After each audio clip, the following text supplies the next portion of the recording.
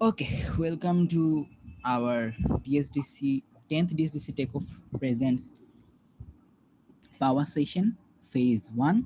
আজকে আমাদের চতুর্থ সেশন। আজকে আমরা বেসিক্যালি আর্গুমেন্টেশন নিয়ে আলাপ দিব। সো হোপ সো আমার স্ক্রিন দেখা যাচ্ছে। না ভাইয়া দেখা যায়। ও হ্যাঁ এখন দেখা যায়। Fine, just a bit issue হচ্ছে, জাস্ট আ সেকেন্ড।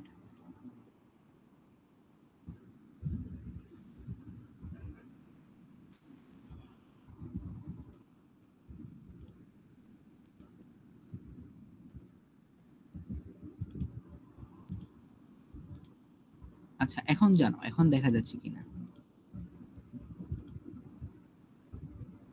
হ্যালো। হ্যাঁ এখন দেখা যায়। হ্যাঁ ভাই দেখা যায়। ওকে ফাইন, কি এমন আসতেছে কেন? আচ্ছা প্যারা নেই, তোমরা দেখলেই হবে। ওকে, সো ইন জেনারেলি আর্গুমেন্ট এই জিনিসটা বেসিক্যালি কি?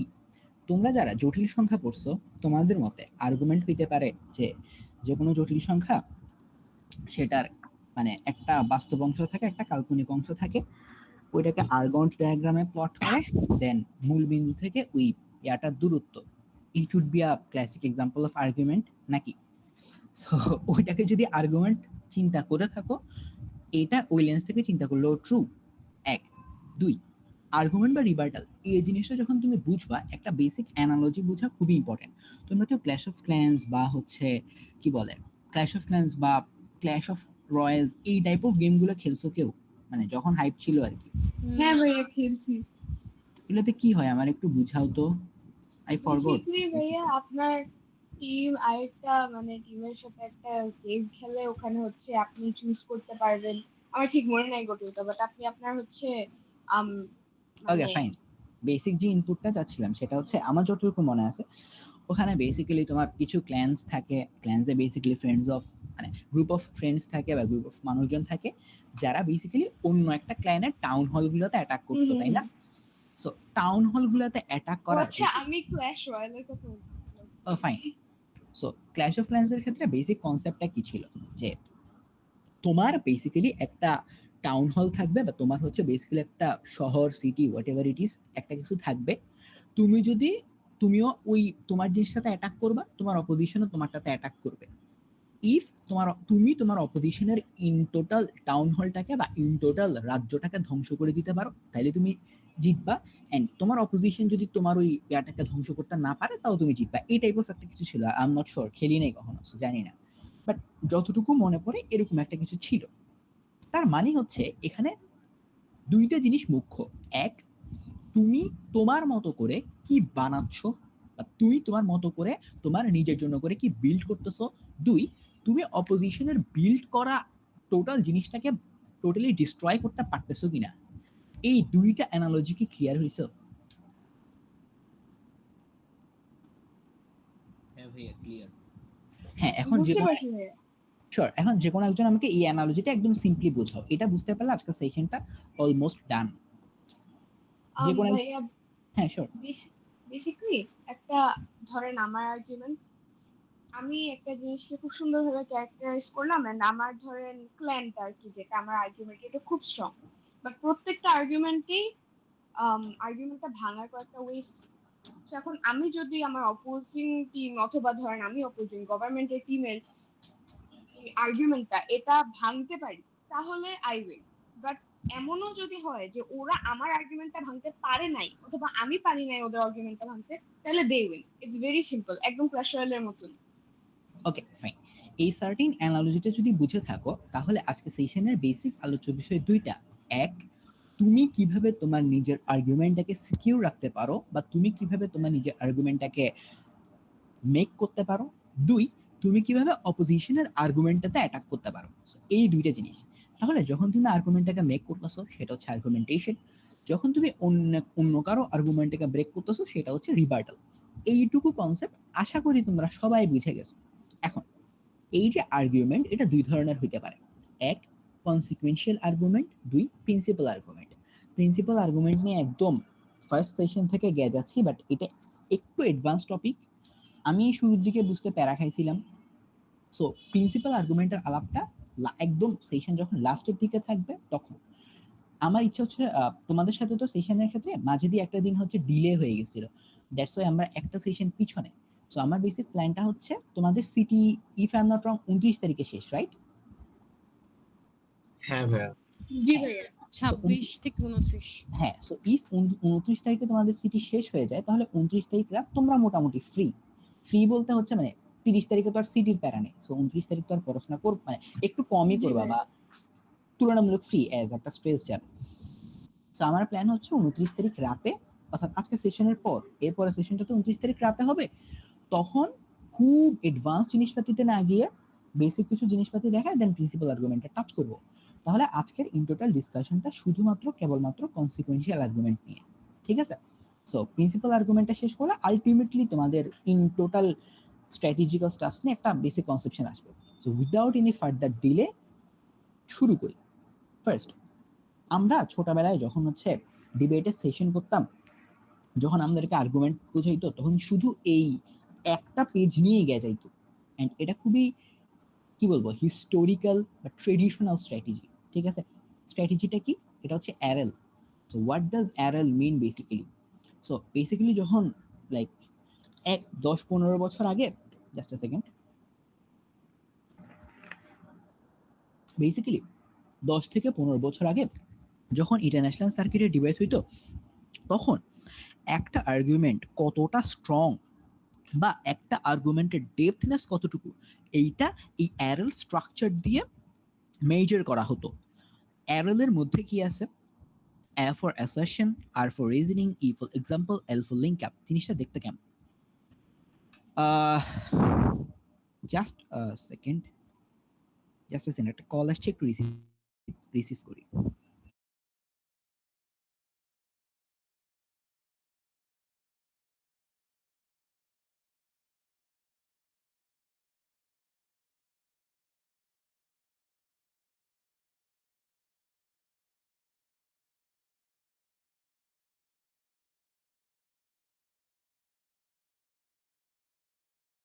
ও ফাইন। সো বেসিক্যালি হিস্টোরিক্যালি যখন একটা আর্গুমেন্টের ডেপনেস কতটুকু বা একটা আর্গুমেন্ট কতটুকু স্ট্রেংথ, এই যে মানে কতটুকু শক্তিশালী, এইটা আগে অ্যারেল এর বেসিসে ডিফাইন করতো। সো অ্যারেল এই জিনিসটা ইটসেলফ দেখতে কেমন বা এটার ইমপ্লিমেন্টেশনটা দেখতে কেমন? ধরো তুমি যে কোনো একটা কথা বললা, যে ধরো এটা হচ্ছে একটা মোশন যেটা নিয়ে গতকাল আলাপ শুরু করছিলাম, this house would ban homeworks at primary school. So আমি হচ্ছে অবভিয়াসলি গভর্নমেন্ট, আমি চাই যে এটা ব্যান হোক। তখন আমার আর্গুমেন্টেশনগুলো আসলে কেমন হবে?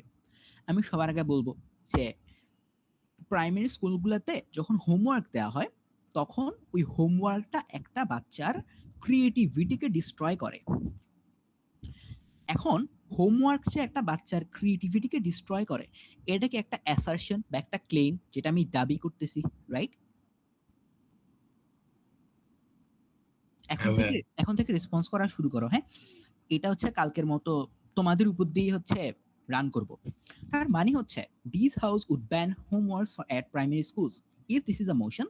তাহলে এখানের এই যে একটা সার্টেন স্টেটমেন্ট যে হোমওয়ার্ক বাচ্চা কাচ্চাদের ক্রিয়েটিভিটিকে ডিস্ট্রয় করে, বাচ্চা কাচ্চাদের ক্রিয়েটিভিটি যে ডিস্ট্রয় হবে এইটা একটা সার্টেন স্টেটমেন্ট, রাইট? এটুকু তো এগ্রি করতেছো যে এটা একটা ক্লেম, আমি এটা একটা কিছু ক্লেম করতে। হুম, ফাইন। এটা যদি ক্লেম হয়, তুমি ডিবেট এরকম 1000টা না, ইনফিনিটি অ্যামাউন্ট অফ ক্লেম করো, একটা সিঙ্গেল ক্লেম এজ কখনো লিখবে না। ইভেন ইফ লিখেও থাকে ওইটা কখনো মানে কি বলে কেটার করবে না। এখন এইটা তোমাদেরকে বুঝাই, কথায় চলেই আসলো। তো তোমরা যারা প্র্যাকটিস ডিবেট করছো কিংবা কোনো একটা টুর্নামেন্ট করছো, রুশাফা নবীন, তোমরা তো অ্যাটলিস্ট ডিবেট টুর্নামেন্ট কিছু না কিছু করছো অফলাইনে, রাইট? হুম, আচ্ছা, তোমরা আমার সাথে এখন এনগেজ করো। ধরো Okay. তোমরা যখন স্পিচ লিখা তখন দেখতা না যে অ্যাডজুডিকেটর বা যিনি চেয়ার থাকেন উনি তোমাদের কথাবার্তাগুলা কি পয়েন্ট আকারে লিখতেছে। হ্যাঁ হ্যাঁ হ্যাঁ ভাইয়া। হ্যাঁ, বাট প্র্যাকটিস ডিবেটে তো দেখছো যে আমি কিছু একটা লিখছি এট লিস্ট হুম, জি ভাইয়া। For giving evaluations, right? So hmm. এখানে আমি আসলে কি লিখি না, কেন লিখি না, এনি গেসেস? এটা হচ্ছে কি মেইনলি আমি আমার ডিবেটে কি বলতেছি, মানে আমার কি পয়েন্টস গুলা এন্ড আমি আসলে অপোজিশনের সাথে কিরকম করে এনগেজ করতেছি, আমার কোন কথাটা তাদের সাথে এনগেজড হচ্ছে বা আচ্ছা, এই ধরনের জিনিসগুলো। একদম একদম সিম্পল হিসাব ভাইয়া। তোমরা ক্রিকেট ফুটবল তো দেখো, রাইট? সো হুম এই হুম ধরনের স্পোর্টসে একটা সার্টেন অ্যামাউন্ট অফ কি বলে প্রুফ থাকে যে তুমি গোল দিছো, উইকেট পড়ছে, হ্যাঁ ৪ হ্যাঁ হ্যাঁ হইছে, ৬ হইছে, স্কোর কত হইছে, এগুলো একটা প্রুফ তো থাকে, রাইট? হুম ডিবেটের ক্ষেত্রে তুমি কি করতেছো না করতেছো ওইটার প্রুফ হচ্ছে এইটা। অর্থাৎ তুমি যে আর্গুমেন্ট বিল্ড করার ট্রাই করতেছো, তোমার আর্গুমেন্টের মধ্যে কি কি এলিমেন্ট আছে নাকি নাই, ওইটা আমি এই নোট খাতা দেখে জাজ করব। তুমি কি বলছো না বলছো, তুমি ডিবেটটাকে কোন স্ট্র্যাটেজিটা কেমনে নিছো, ওইটা আমি এটা থেকে জাজ করব। এখন তোমাকে এটা বুঝা লাগবে যে একটা ডিবেট জাজ হয় কেমনে, বা একটা ডিবেট কিসের বেসিসে তোমার জয় পরাজয় নির্ধারিত হয়। এতদিন তো দুইটা কথা নিয়ে প্রচুর চিল্লাইছে, আজকে আর বলবো না ওই দুইটা কথা। তুমি স্পিচ দিচ্ছ, তোমার টিম, অপোজিশন টিম স্পিচ দিচ্ছে, খুবই ভালো কথা। তোমরা দুজনেই জানো যে তোমরা দুইটা টিমে হারবা। এখন যেহেতু এজের কাছে অপশন নাই দুইটা টিমকে হারাই দেওয়ার, তাই একটা টিম হারবা আর একটা টিম জিতবা। যেহেতু একটা টিম হারতে পারো নাই, দ্যাটস ওয়াই জিতে যাচ্ছ, ভেরি স্যাড। জিনিসটা আসলে হয় কি, একটা টিম স্পিচ দিচ্ছে, আরো একটা টিম স্পিচ দিচ্ছে, দুইটা টিম কি কি বলতেছে না বলতেছে এগুলো আমি কি পয়েন্ট আকারে লিখতেছি। এখন ওখানে একজন চেয়ার থাকে, চেয়ারের পাশে দুজন প্যানেলিস্ট থাকে বা ট্রেনি থাকে, যাই হোক আরো মানুষজন থাকে। তোমরা ডিবেট শেষ করার পর তোমাদেরকে রুম থেকে বের করে দেয় না যে ভাই এখন আপনারা আসেন আমরা ডিসকাশন করব? হুম। কেন তোমাদেরকে বের করে দেয়? কারণ হচ্ছে ওই মোমেন্টে ওই তিনজন মিলে ডিসকাস করে যে আপনাদের ব্যালট কি, কেন ব্যালট ওইদিকে গেছে, তোমাদের কথাবার্তা আর্গুমেন্টেশন সবকিছু নিয়ে হচ্ছে ডিসকাশন হয়। এখন তোমাদের কথাবার্তা কোন মুহূর্তে একটা অ্যাড তার স্ক্রিপ্টে লিখবে, ইভেন ইফ লিখেও থাকে ওইটাকে মার্ক করে রাখে যে ওইখানে কি কি মিসিং ছিল, ওখানে কি কি ক্রেডিট করার মতো। এটা বোঝা লাগবে যে তোমার আর্গুমেন্ট বা তোমার কথাবার্তা কোন মুহূর্তে ক্রেডিট করা হবে। ইফ তোমার কথাবার্তা ক্রেডিট করা হয় তাহলে তোমার ওইখানে স্পিচ দেওয়াটা ওয়ার্থ ইট, না হলে দরকার না হলে মানে দিয়ে লাভ হইতেছে না আলটিমেটলি। সো যখন প্রাচীনকালে, আই মিন 2000 থেকে 2010-12 বা প্রি প্যান্ডামিক টাইমটাতে অ্যারেলের উপর বেসিস করে এটা করা হতো। অ্যারেল মানে কি, this house would ban homeworks. এখানে তুমি ক্লেম করছো যে হোমওয়ার্কস এর কারণে বাচ্চা কাচ্চাদের ক্রিয়েটিভিটি নষ্ট হয়। এই যে বাচ্চা কাচ্চাদের ক্রিয়েটিভিটি নষ্ট হয় শুধুমাত্র এটার মতো আরো 100টা রিজনে যদি দাও যে 100টা রিজনের জন্য আমার হোমওয়ার্ক ব্যান করা উচিত, ওই 100টা রিজন গ্রহণ করা হবে না। কেন হবে না? কারণ তুমি তো অ্যাসারশন দিচ্ছ, শুধুমাত্র অ্যাসারশন কখনোই কাউন্ট করা হয় না। তাহলে অ্যাসারশনের সাথে কি কি লাগে? রিজনিং লাগে। অর্থাৎ তুমি যে অ্যাসারশনটা বলতেছো বা তুমি যে একটা কিছু দাবি করতেছো, তোমার দাবিটা কেন সত্য। ভালো কথা, তুমি কারণ দিলা যে কেন হোমওয়ার্কের কারণে বাচ্চাদের ক্রিয়েটিভিটি নষ্ট হয়। তুমি বলবা যে একটা বাচ্চা, ও মাত্র দুনিয়াতে আসছে, ওর এই মুহূর্তটাই হচ্ছে, ওর এই সময়টা এমন একটা সময় যখন ওর মেন্টালিটি, ম্যাচিউরিটি এবং ফিউচার বিহেভিয়ার গুলো শেপ হয় বাচ্চাকালটাতে। কারণ বাচ্চাকালটা খুবই সেন্সিটিভ একটা টাইম। অ্যাজ এই সময়টাতে ওর সবকিছু নতুন করে শেপ হওয়া শুরু করে, এই সময়টাতে ও নিজের মতো করে খেলতে পছন্দ করে। এই মুহূর্তটাতে ও কখনো এক্সট্রা প্রেশার নিতে চায় না। এই মুহূর্তটাতে যখন আপনি ওকে ওর উপর একটা জিনিস বার্ডেন হিসেবে চাপায়া দেন, তখন ও যে কোনো কিছু তখন ও দুনিয়ায় ওর সামনে চলতে থাকা যে কোনো ঘটনাকে নিজের মতো করে চিন্তা করতে পারে না। তখন ওর মেন্টাল বার্ডেন বা মেন্টাল বার্ডেনের কারণে কোনো কিছু নিজের মতো করে চিন্তা করতে না পারার কারণে ওর সৃজনশীলতা, ক্রিয়েটিভিটি বা প্রবলেম সলভিং স্ট্র্যাটেজি এই জিনিসগুলো হয় না।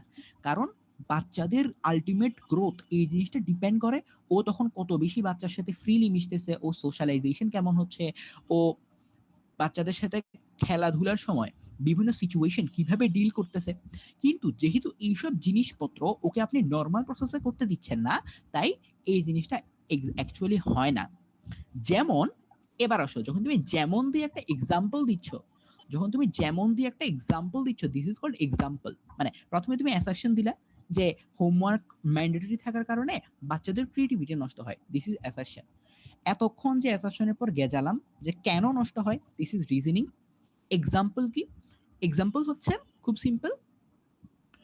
তুমি বলবা যে ওয়ার্ল্ডে, উন্নত বিশ্বে, আমেরিকা, ফিনল্যান্ড এই ধরনের দেশগুলোতে ওরা বাচ্চাদেরকে প্রেশার না দিয়ে একটা সার্টেন অ্যামাউন্ট অফ টাইম ওরা যাতে খেলাধুলার মাধ্যমে শিখতে পারে ওই ব্যবস্থাটা করে।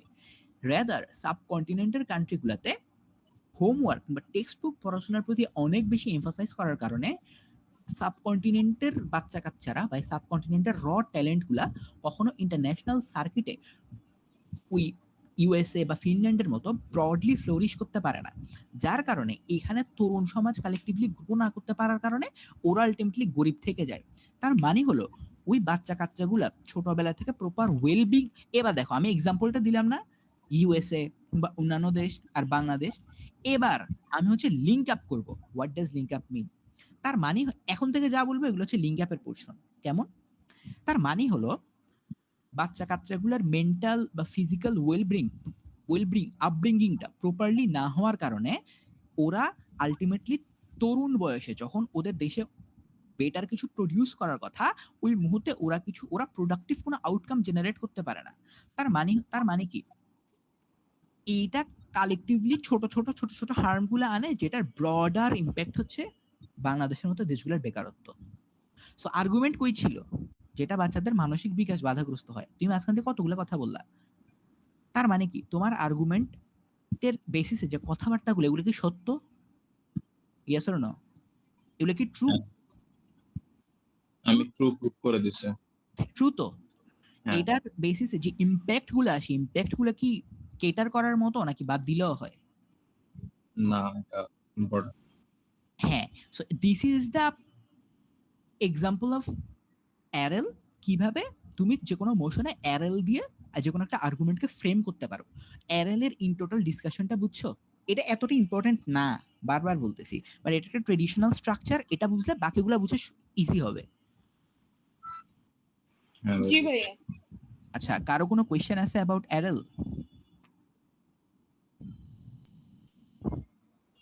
এনিওয়ান? না ভাই, it's clear. Okay, so basically যখন ছোটবেলায় মানে এমজিবিএস এ সেশন করতাম তখন ভাইরা আসলে আর্গুমেন্টেশন বলতে এই এক অ্যারেলই বুঝাইতো, 8-10টা মোশন এনে অ্যারেল বুঝাইতে শেষ করতো। অ্যারেল নিয়ে লাস্ট একটা কথা, সেটা হচ্ছে তোমরা সৃজনশীলের ঘ নাম্বার লিখছো না, মানে বি বা 4 নাম্বার কোয়েশ্চেন, যেটা 4 নাম্বার কোয়েশ্চেনে কি করো যে শুরুতে একটা জ্ঞানমূলক লেখো যেটার জন্য 1 নাম্বার পাও, হ্যাঁ। জ্ঞানমূলকের পর একটা অনুধাবনমূলক লেখো, রাইট? মানে এখানে সবাই, আচ্ছা এটা তো ইংলিশ মিডিয়াম কিডস নাই, সো প্যারা নেই।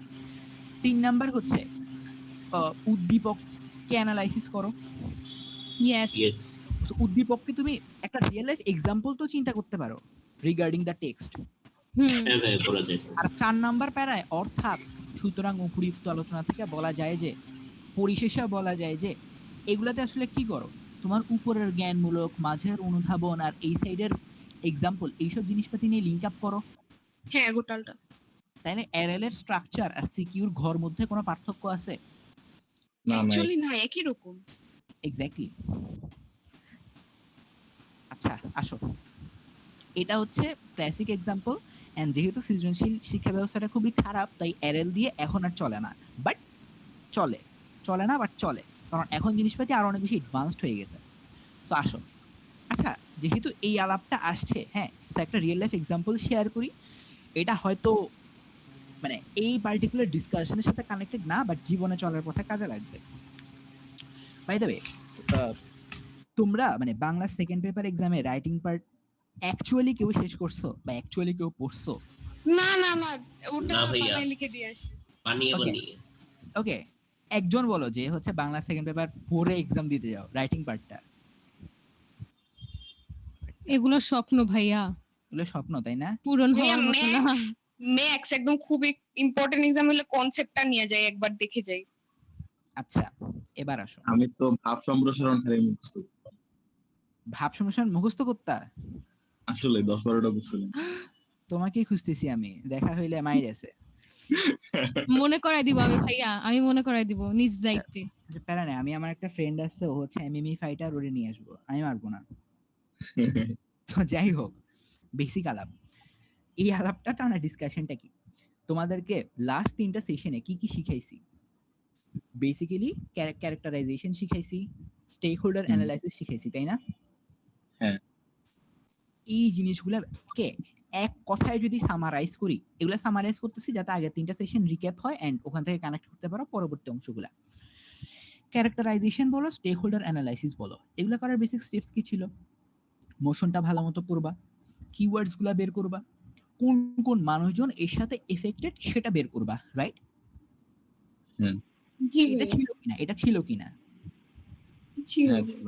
ফাইন। এরপর কি করত, এই কাজগুলো আমরা কেমনে করতাম? ওই সার্টেন ওয়ার্ড গুলাকে যতভাবে কোয়েশ্চেন করা যায় করতাম, রাইট? হুম, মানে WH কোয়েশ্চেন দিয়ে আরো যেমনে মন চায় যত কোয়েশ্চেন মন চায় এটা করতাম, করতাম তো। মানে কোয়েশ্চেন করতে করতে ফাটায় ফেলতাম, দেন যা মাথায় আসতো বাম্প করতাম, দেন খুব ছোট্ট একটা জিনিস অনেক লম্বা হয়ে যেত। হুম, So what I basically do in Bangla second paper exam or any sorts of writing part, even extempore speech এর ক্ষেত্রে, সবার আগে তোমার যে টপিকটা থাকবে, যেটা নিয়ে লিখতে বলছে, স্ট্রাকচারাল অনেক গ্যাঞ্জাম আছে, ওইগুলো তো দেখে যাওয়াই লাগবে, ওইটা তো অন্য হিসাব। বাট ভিতরের বডি পার্টের যে এলাবোরেশন, ওখানে প্রত্যেকটা ওয়ার্ডকে এমনি এমনি ক্যারেক্টারাইজেশন করবা, এমনি এমনি স্টেক হোল্ডার অ্যানালাইসিস করবা, এমনি এমনি কোয়েশ্চেন করবা, এমনি ইম্প্যাক্ট অ্যানালাইসিস করবা, ইম্প্যাক্টের অবস্টাকলস বের করবা, ওই অবস্টাকলস গুলা কেমনে ফাইন্ড আউট করা যায় এটা লিখবা। এভাবে করে স্ক্রিপ্টিং যেমনি করি না, রচনার একটা স্ক্রিপ্টিং একদম খাতার লাস্ট পেজে করবা। ভাইয়া আরেকবার রিপিট করেন না, বুঝতে পারিনি। আচ্ছা ফাইন, ধরো তোমার রচনা লিখতেছো, তুমি ভাব সম্প্রসারণ লিখতেছো, হুম। বা হচ্ছে আর কি আছে আমি জানিও না, কয়েকদিন করে এইচএসসি পরীক্ষা হোয়াট এভার, যে এই জিনিসপাতিগুলো আছে রচনাই ধরো, হ্যাঁ, হুম। বা হচ্ছে ইংলিশের কম্পোজিশন ধরো, প্যারাগ্রাফ ধরো, ওগুলাকে ফার্স্টে চিন্তা করবা যে ওই জিনিসটার সাথে রিলেটেড, ফার্স্ট হচ্ছে ওইটার যে ওয়ার্ডগুলো আছে ওয়ার্ডগুলোর ডেফিনেশন দিবা বা ক্যারেক্টারাইজেশন দেওয়ার চেষ্টা করবা। কেমনে করবা? যত ওয়ার্ড আছে এগুলার যতভাবে করা যায় করবা, কোয়েশ্চেনগুলোর অ্যান্সারগুলো কিওয়ার্ড আকারে লিখে রাখবা। হুম, দেন এটার লাভ ক্ষতি, কে কে বেনিফিটেড, কে কে ক্ষতিগ্রস্ত, কেমনে সলভ করা যায়, এইটার একটা মেকানাইজেশন লিখে ফেলবা। এটা প্রত্যেকটা কিওয়ার্ডের মতো করে খাতার লাস্ট পেজে লিখে রাখবা। এই রচনাটা বিসমিল্লাহ বলার আগে, ঠিক আছে? সো এটা লিখে রাখবা। এরপর তুমি কেমনে শুরু করতেছো, কেমনে মাঝে প্যারা দিতেছো, কেমনে শেষ করতেছো, এটা একটা টোটাল রোড ম্যাপ তোমার কাছে আছে। এরপর লেখাটা শুরু করো, দেখবা যে এটা অনেক বেশি এফেক্টিভ হবে তোমার জন্য, তোমার লেখার কোয়ালিটি অনেক বেশি বেড়ে যাবে। হুম, এটা সিকিউর ক্ষেত্রে সত্য, বাংলা ফার্স্ট পেপার সিকিউর ক্ষেত্রে সত্য, বাংলা সেকেন্ড পেপার রাইটিংস এর ক্ষেত্রে সত্য। সো যেহেতু তোমরা এখনো স্টুডেন্টস, এই জিনিসপাতি লাগবে এই জন্য বললাম, সো অন্যভাবে নিও না, ঠিক আছে? হুম, ওকে, সো সেশনে ব্যাক করি। এতক্ষণ হচ্ছে এর জিনিসপাতি বুঝাইলাম, মাঝখানে একটু ফালতু আলাপ দিলাম। এবার আসি একটা আর্গুমেন্ট অ্যাকচুয়ালি কিভাবে ফ্রেম করতে হয়, ঠিক আছে? এত মানে এর আগের দিন তোমাদেরকে একটা জায়গায় কিছু জিনিসপাতি বলিনি, সেটা হচ্ছে কিছু আর্গুমেন্ট কেন কোয়েশ্চেন অ্যান্সার দিয়ে ফ্রেম করতে হয়, বা আর্গুমেন্টকে যে মাই argument number 1, this is my second argument, this is my third argument, এভাবে বলতে যে মানা করছিলাম, ওগুলাকে যে কোয়েশ্চেন অ্যান্সার আকারে বলতে বলছিলাম, ওইটার সিস্টেমটা এখন দেখাচ্ছি, ঠিক আছে? ফার্স্ট, যখনই তুমি একটা আর্গুমেন্টকে ফ্রেম করবা, সবার আগে তোমার ওই আর্গুমেন্টের প্রবলেম, মানে ওই পার্টিকুলার মোশনের প্রবলেমটা দেখাইতে হবে, যে কারেন্ট সোসাইটিতে সমস্যাটা কি। এক, সমস্যাটা দেখানোর পর তোমাকে এটা বুঝাইতে হবে যে এই সমস্যাটা কিভাবে অ্যারাইজ হইছে। যখন তুমি বলছো সমস্যা কি, তোমার আলটিমেটলি একটা ছোটখাটো কনটেক্সট দেয়া হয়ে গেছে। যখন তুমি বলছো তোমার সমস্যা কি, তখন আলটিমেটলি স্টেক হোল্ডার যারা, ওদের দুঃখ কষ্টের হিসাব হয়ে গেছে হালকা পাতলা। এরপর এরপর যখন তুমি বলতেছো যে, এরপর তুমি প্রবলেম বললা, সমস্যা বললা, এই সমস্যাটা কিভাবে মোশনের সাথে রিলেটেড এটাও বুঝিয়ে দিবা। তাহলে কি হবে সেটা একটু পরেই বুঝতে পারবে। তাহলে কি হইলো, সবার আগে প্রবলেমটা ফাইন্ড আউট করবা, প্রবলেমটা কেমনে অ্যারাইজ হইছে ওইটা বলবা, এই জিনিসটা কেমনে তোমার মোশনের সাথে রিলেটেড এটা বলবা। এরপর এরপর এরপর এটা এই প্রবলেমের থেকে উত্তরণের জন্য যত পসিবল পথ আছে ওগুলা বলবা। এখন ডিবেটের সময় তোমাকে তো আসলে ওখানে জাতিসংঘের প্রবলেম সলভার হিসেবে নিয়ে যায় নাই, তাই না? বা তোমাকে তো কোনো মন্ত্রণালয়েরও দায়িত্ব দেয় নাই যে তুমি XYZ প্রবলেম সলভ করবা। তোমার জন্য ইজিয়েস্ট অপশন কি? একটা অপশন ধরবা তোমারটা, আরেকটা অপশন ধরবা অপোজিশন যেটা প্রুফ করবে সেটা। তোমারটা যদি তুমি প্রুফ করো, তাইলে পসিবল আউটকাম কি বা পসিবল সিনারিও কি, অপোজিশন যদি ইয়া করে ওই তখন পসিবল সিচুয়েশন গুলো কি। এখন তোমার তো ডিবেটটা জিতা লাগবে, তোমার তো সাধু সন্ন্যাসী হইলে হবে না, তাই না?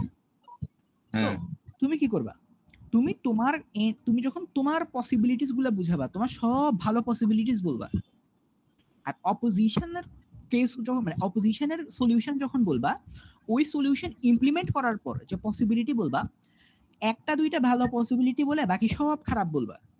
দেন বুঝাবা যে একটা দুইটা যে ভালো পসিবিলিটি এক্সিস্ট করে ওইটা কেন বাকি খারাপ জিনিসপাতির জন্য সম্ভব না। তার মানে কি, ফার্স্ট তুমি প্রবলেম বললা, ভালো করে বুঝো, এই লিনিয়ার ফ্লোটা খুব ভালো মতো বুঝো। ফার্স্টে তুমি প্রবলেমটা কি সেটা বুঝাইলা, হইলো। প্রবলেমটা কেন অ্যারাইজ করে বললা, হইলো। বুঝতেছো তো নাকি কেউ হ্যাঁ। কিছু হুম না বুঝতে বলবা। ফার্স্টে প্রবলেম কি সেটা বলবা, দেন হুম প্রবলেমটা কোত্থেকে অ্যারাইজ হইছে বলবা, হুম প্রবলেমটা কেমনে বিতর্কের সাথে বা মোশনের সাথে রিলেটেড বলবা। হুম এরপর এখানে আমি জিনিসটা লিখতে ভুলে গেছি, সেটা হচ্ছে এখানে প্রবাবিলিটি ট্রি অ্যাপ্লাই করবা। সো প্রবাবিলিটি ট্রি তো বুঝো। হুম, হ্যাঁ হ্যাঁ না বুঝছি। আচ্ছা বুঝো না কে? আমি ওকে ফাইন, আচ্ছা ফাইন। প্রবাবিলিটি ট্রিটা কেমন, হুম ধরো তুমি একটা কয়েন টস করলা, হ্যাঁ, হুম প্রথমবার টস করলে কি কি আসতে পারে বলো তো? আইদার হেড, প্রবাবিলিটিস আসতে পারে। না না, আইদার হেড আসবে না আইদার টেল আসবে, হ্যাঁ এর বাইরে তো কিছু আসবে না। না তার মানে তুমি যখন একটা ঘটনা ঘটাবা আইদার এটা হবে না আইদার ওইটা হবে, এর বাইরে কিছু হবে না। হুম এই জিনিসটা এখানে কেমনে বুঝাবা, এখানে এমনে বুঝাবা যে আমার ওয়ার্ল্ডে প্রবলেম এটা, এই প্রবলেমের সলিউশন আইদার মানে এই প্রবলেমের সলিউশন এই দুইটা, হুম ইফ আমি এই সলিউশনটা করার ট্রাই করি আইদার এটা হবে না আইদার ওইটা হবে। হুম ইফ আমি এই সলিউশনটা করার ট্রাই করি বা এই জিনিসটা এইভাবে সলভ করার ট্রাই করি আইদার এটা হবে না আইদার এটা হবে। হুম বুঝছো? মানে একটা হুম। কয়েন টস করলে যেমন আইদার হেড আসে নাইদার টেল আসে, আইদার হেড আসে নাইদার টেল আসে, এরকম একটা সলিউশন যখন আমি করতে যাব তখন আইদার এটা হবে নাইদার এটা হবে, আইদার এটা হবে নাইদার এটা হবে। এখন কি হবে না হবে ওইটা কি বলবা, তোমার জন্য সব ভালো কিছুই হবে আর অপোজিশনের জন্য সব খারাপ হবে। বুঝছো জিনিসটা, বুঝছো? হুম যেহেতু অপোজিশন সব খারাপ হবে তাই ওরা ডিবেটটা হারবে। সো এটা হচ্ছে আলটিমেট জিনিস।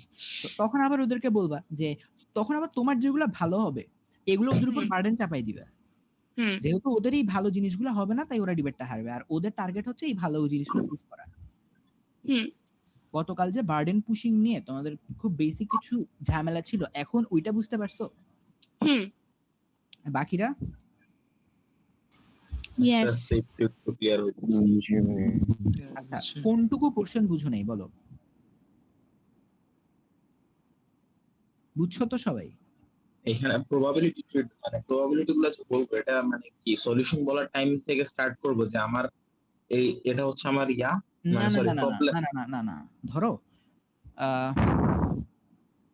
আচ্ছা এটা আমি যখন মোশন নিয়ে অ্যানালাইসিস করব তখন বুঝে যাবা, ঠিক আছে? আপাতত একটু ধৈর্য ধরো। তাইলে তুমি এটা করলা, একটা সলিউশন ইমপ্লিমেন্ট করতে গেলা, মানে তোমার ঘটনা ঘটলো একটা সলিউশন ইমপ্লিমেন্ট করতে গেলা, ইমপ্লিমেন্ট করতে গেলে কি কি কি কি হবে ওখান থেকে শুরু করবে। বুঝছো? হ্যাঁ একটা জিনিস ইমপ্লিমেন্ট করতে গেলা বা একটা সলিউশন ইমপ্লিমেন্ট করতে গেলা, সলিউশন ইমপ্লিমেন্ট করতে গিয়ে কি কি হবে তখন। এরপর তুমি সলিউশন ইমপ্লিমেন্ট করে ফেলছো, তুমি তোমার সলিউশন ইমপ্লিমেন্ট করে ফেলছো, তোমার আউটকাম বা ইমপ্যাক্ট, কেন তোমার ইমপ্যাক্ট বেস্ট। তাহলে একটা আর্গুমেন্টেশন করার মানে মানধাত তার আমলে স্ট্র্যাটেজি ছিল এরএল, আর এখনের স্ট্র্যাটেজি প্রবলেমটা ফ্রেম করবা, প্রবলেম কেমনে হয়, প্রবলেমটা কেমনে মোশনের সাথে রিলেটেড, সলিউশন করার কি কি ওয়ে আছে, ওয়েগুলা কেমনে ফাংশন করে।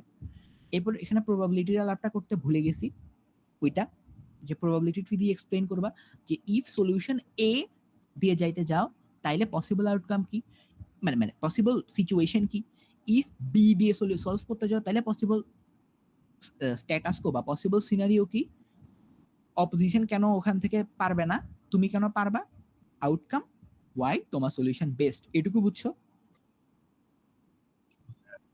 মানে এই পেজটা বুঝতে পারছো কিনা? হ্যাঁ বাকিরা রেসপন্স করো। জি। জি ভাইয়া জি। আচ্ছা, ইফ যে কোনো একটা জায়গায় বিন্দু মাত্র কোয়েরি থাকে বলে ফেলো, কজ ইউ আর দ্য, এই 11 জন হচ্ছে তোমরা এমন লাকিয়েস্ট মানুষজন যারা এই সেশনটা লাইভ করার সুযোগ পাইতেছো। বাকিরা হয়তো রেকর্ডেড দেখবে, সো ওরা তো ডিরেক্টলি কোয়েশ্চেন করার চান্সটা পাবে না, সো এটাকে ইউটিলাইজ করো। আচ্ছা, এবার তাহলে এতক্ষণ আসলে কি কি বোঝানোর ট্রাই করলাম। সবার আগে প্রবলেমটা ফাইন্ড আউট করবা। ওয়েট, মাঝের স্লাইডটা কি? হ্যাঁ আছে। সো তাইলে সবার আগে প্রবলেমটা ফাইন্ড আউট করবা। আচ্ছা, এটা পরে। সবার আগে প্রবলেমটা ফাইন্ড আউট করবা। এই প্রবলেমটার মাল্টিপল রিজন থাকতে পারে, ওই রিজনগুলোকে বুঝাবা। হুম, এই রিজনগুলোর সাথে স্টেক হোল্ডারগুলো কেমনে কানেক্টেড সেটা বুঝাবা। হুম, এরপর ওই আগের এই ফ্লোটা মেনটেন করবা। এখন ভাইয়া, তোমার ওয়ার্ল্ডে দুইটা কেস হইতে পারে। যখন এই কাজটা করতে যাবা দুইটা জিনিস হইতে পারে। এক, প্রবলেম একটা। হুম, প্রবলেম একটা, প্রবলেমের রিজন তিনটা, দুইটা, তিনটা, চারটা, অনেকগুলো হইতে পারে। ঠিক আছে, প্রবলেম একটা, প্রবলেমের রিজনও একটা। ওই একটা রিজন সলভ করার জন্য তিনটা ওয়ে আছে তোমার এন্ড থেকে। প্রবলেম তিনটা, মানে রিজন তিনটা, তিনটা রিজন সলভ করার তিনটা মেকানিজম আছে। বুঝছো? এইটুকু পোর্শন বুঝছো? জি ভাইয়া। মানে আইদার প্রবলেমের তিনটা রিজন থাকবে, তিনটা সলিউশন দিবা। একটা রিজন থাকবে, মাল্টিপল সলিউশন দিবা। ট্রাই করবা তোমার যাতে মাল্টিপল সলিউশন হয়। এখন এই জিনিসটা এইভাবে এতবার বলার দরকার কি? এই জিনিসটা আমি এখানেই একটু এক্সপ্লেইন করছি, তাই না? এখানে এই জিনিসটা বলার দরকার কি, বা এখানে এই জিনিসটা এতবার এইভাবে লেখার এক্সাক্ট রিজনটা কি? দেখো, এখানে একটা ওয়ার্ডের দিকে ফোকাস করো, যে ওয়ার্ডটা আমি 6 বার লিখছি, এন্ড এটা 6 বার লেখার জন্য রুটটাও 3 বার লিখছি। শুধু শুধু মেকানিজম ওয়ার্ডটা 6 বার লিখছি। ওয়াই? Any guesses? অনেক বেশি ইম্পর্টেন্ট। বাকিরা? ভাইয়া আই গেস এটাকে আর দুইটা সাইড থেকে ব্যাখ্যা করার জন্য মানে তিনবার করে 6 বারের মতো লাগছে এরকম কিছু। আচ্ছা, একদম শুরুতে একটা বেসিক ডিসকাশন দিয়ে শুরু করছিলাম, সেটা হচ্ছে তোমার ইন জেনারেলি যখন আমরা কেউ অ্যাড করতে বসি, একটা আর্গুমেন্টে শুধুমাত্র অ্যাসারশন থাকলে কখনো কেটার করি না, রাইট? হ্যাঁ। আবার এটাও বলছি যে অ্যারের যে স্ট্রাকচারটা, এটা মানতার আমলে এটা এখন ইউজ হয় না। তার মানে ওখানে যে জিনিসটাতে বলছি ওইটা করলেও তো আর্গুমেন্টটা কেটার হওয়ার চান্সটা লেস লাইকলি, রাইট? হ্যাঁ। তার মানে এমন একটা কিছু আছে যেটা করলে কারেন্ট সার্কিটে এই জিনিসপাতি অনেক বেশি বাই করাইতে পারবা, বা অনেক বেশি সেল করতে পারবা, রাইট? বা অনেক বেশি কনজিউম করাইতে পারবা। That is G. মেকানিজম। তার মানে হচ্ছে একটা আর্গুমেন্ট বলার পর মেকানিজম আসলে কিভাবে তুমি বুঝাবা? খুবই সিম্পল, খুবই সিম্পল। তোমার যে প্রবলেমটা আছে, তোমার যে প্রবলেমটা আছে, এই প্রবলেমটা তুমি কেমনে সলভ করতেছো, দিস ইজ মেকানিজম। মেকানিজম, প্রবলেমটার সলিউশন হচ্ছে মেকানিজম। সলিউশনটা কেমনে করতেছো ওইটা মেকানিজম। হ্যাঁ হ্যাঁ, সলিউশনটা মেকানিজম। এখন মেকানিজম ওয়ার্ডটা কেন আমি 6 বার লিখলাম? রিজন হচ্ছে যখন তুমি একটা সার্টেন আর্গুমেন্টকে বলবা, তখন বলবা যে এই আর এটা হচ্ছে আমার আর্গুমেন্ট বা অ্যাসারশন। এই অ্যাসারশনের বা এই ক্লেইমের মেকানিজম এটা, এই ক্লেইমের লিংক আপ এটা, এই লিংক আপের জায়গাটাতে অপোজিশনের সাথে এনগেজমেন্ট, এখানে লিংক আপ, মেকানিজম, এনগেজমেন্ট। এরপর তোমার আর্গুমেন্টের ফাইন লাইন বা কনক্লুশনটা কি? এই সার্টেন ওয়ার্ডগুলা ডিবেটের টাইমে মেনশন করা অনেক বেশি ইম্পর্টেন্ট হয়ে গেছে, যদিও এটা ইথিক্যালি হওয়া উচিত না, বাট হয়ে গেছে। তুমি যদি ডিরেক্টলি এই ওয়ার্ডগুলো না বলে ফিট করাও, তাহলে এসদের জন্য এটা কনজিউম করা একটু কঠিন হয়ে যায়, তো সব ক্ষেত্রে ক্রেডিট করতে চায় না, বুঝছো? ভাইয়া ওয়ার্ডগুলো একবার বলেন।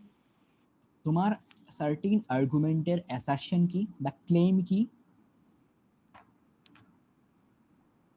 ক্লেম বা অ্যাসারশন আবার একটু রিপিট করুন তো। হ্যাঁ এই জন্যই তো বলতেছি। এক, হুম তোমার আর্গুমেন্টের আলটিমেট ক্লেমটা কি বা তুমি আসলে কি কি গেইন করতে চাও। এক, দুই, তুমি যেটা সলভ করতে চাচ্ছ বা যেটা গেইন করতে চাচ্ছ ওটা গেইন করার মেকানিজমটা কি। এক অ্যাসারশন, দুই মেকানিজম, তিন তোমার আর্গুমেন্টটা কেন অনেক বেশি সত্য বা তোমার আর্গুমেন্টের ট্রুথফুলনেসটা আসলে কেন বেশি। তিন, সবগুলা যে একসাথে করা লাগবে ব্যাপারটা এমন না, কোনটা কখন কেমনে করা লাগবে আমি বলবো, বাট এখন আপাতত লিখে নাও। তিন, তোমার আর্গুমেন্টের ট্রুথফুলনেস বা সত্যটা কেন বেশি। চার, তোমার আর্গুমেন্টটা কেন ডিবেটের মোশনের সাথে রিলেটেড বা রিলিভেন্সি কেন বেশি। ট্রুথফুলনেস, রিলিভেন্সি। পাঁচ, তোমার আর্গুমেন্টের আলটিমেট ফাইন লাইনটা কি বা তুমি আসলে কি গেইন করতে চাচ্ছ।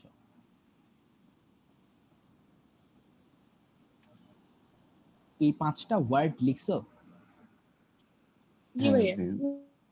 আচ্ছা সাফওয়ান হচ্ছে এই পাঁচটা ওয়ার্ড আমাকে আনমিউট করে বলো যে কি লিখছো। First of all, assertion. Second of all, mechanism. Third of all, truthfulness. Fourth of all, relevancy. And lastly, gain kora. Fine line, ঠিক আছে। Fine line. হ্যাঁ এটাকে ফাইন লাইনই বলবা। ডিবেটে এই কথাগুলো থাকা অনেক বেশি ইম্পর্টেন্ট। মানে আচ্ছা যেহেতু রেকর্ড হচ্ছে সো ইনফর্মাল ডিসকাশন পরে বলবো কেন ইম্পর্টেন্ট, ঠিক আছে। আচ্ছা ফাইন। সো এখন কোশ্চেন আছে ভাইয়া আমার স্পিচ টাইম 5 মিনিট, আমি যদি আর্গুমেন্ট তিনটাও অ্যানালাইসিস করি তিনটার মধ্যে এমনি করতে গেলে তো হয় না, তাই না? এত কিছু টাচ কেমনে করব। ফাইন, যখন ডিবেটটা কম্পারেটিভ ওয়াইজ যাবে, অর্থাৎ তোমার স্পিচ প্যারালালি যাচ্ছে অপোজিশনের স্পিচও প্যারালালি যাচ্ছে, বা তোমার কথাবার্তা একটু মানে তোমার কথাবার্তা একটু হাইপোথেটিক্যাল, অন্যের কথাবার্তা একটু মানে কি বলবো বিট মোর লাইকলি, ওই মুহূর্তে তুমি রিলিভেন্সি ট্রুথফুলনেসে বেশি ফোকাস করবা। যখন তোমার কথাবার্তা যখন ডিবেটটা অনেক বেশি ইনপুট বেসিস ম্যাটার বাম্পিং ফরম্যাটে যাবে তখন আউটকাম বা মেকানিজমে ফোকাস করবা। ইন জেনারেলি তুমি যখন ডিবেট অনেকগুলা করতে থাকবা, অনেকগুলা ফিডব্যাক শুনবা, অনেকবার বকা খাওয়া, তখন এমনিই বুঝে যাবা যে রিলিভেন্সি কেমনে প্রুফ করে, ট্রুথফুলনেস কেমনে প্রুফ করে, মেকানিজম কেমনে প্রুফ করে, ফাইন লাইন কেমনে প্রুফ করে। তোমরা যদি এগুলা করতে নাও পারো অ্যাটলিস্ট বেয়ার মিনিমাম ওয়েতে টাচ করে আসবা। পাঁচটা ওয়ার্ড লিখেছি, জাস্ট টাচ করে আসবা। এই ওয়ার্ডগুলো থাকলেও তোমার স্পিক্স অনেক বেড়ে যাবে, ঠিক আছে। তাহলে এই পেজে মেকানিজম ওয়ার্ডটা 6 বার লেখার উদ্দেশ্য, মহত্ব, গুরুত্ব বুঝতে পারছো? জি ভাইয়া। জি ভাইয়া। ওকে ফাইন, এই পেজ আর এই পেজ বুঝতে পারছো? জি এই দুইটা ভাইয়া। পেজ। জি ভাইয়া। ওকে ফাইন, এবার আজকে সেশনে স্লাইড অনেক কম বুঝছো, বাট জিনিসগুলো অনেক বেশি ভারী। Two fundamental elements of argumentation. তুমি যে আর্গুমেন্ট করতেছো একটা আর্গুমেন্টকে, ও আচ্ছা যে আলাপটা আসলে একদম শুরুতে বলছিলাম, তোমরা তো লাইক কমপ্লেক্স নাম্বার পড়ছো রাইট? হ্যাঁ 2i ভাইয়া। Let's say z equal to 2i plus 5, তাহলে এটার মডুলাস বের করতে পারো অথবা আর্গুমেন্ট বের করতে পারো। মডুলাস, সো এই যে মূল বিন্দু থেকে এখানে যে দূরত্ব এটা আর, যেটা হচ্ছে মডুলাস। এছাড়া এখানে যে অ্যাঙ্গেলটা থাকে ওটা তো আর্গুমেন্ট নাকি? আচ্ছা ভুল হলে বলতে পারো, যতটুকু মনে আছে এটাই। সো এই আর্গুমেন্টটাকে ওইভাবে চিন্তা করা যায় ইন এ সেন্স যে একটা আর্গুমেন্ট এটা এজ কতটুকু কেটার করবে বা ওই আর্গুমেন্ট, ধরো তুমি উপরের জিনিসপাতি করে ফেলছো, ঠিক আছে, উপরের জিনিসপাতি করে ফেলছো, উপরের জিনিসপাতি বা ইয়াগুলো ইমপ্লিমেন্ট করার পর তোমার আর্গুমেন্টটা এজ লিখবে এবং গুরুত্ব সহকারে কাউন্ট করবে।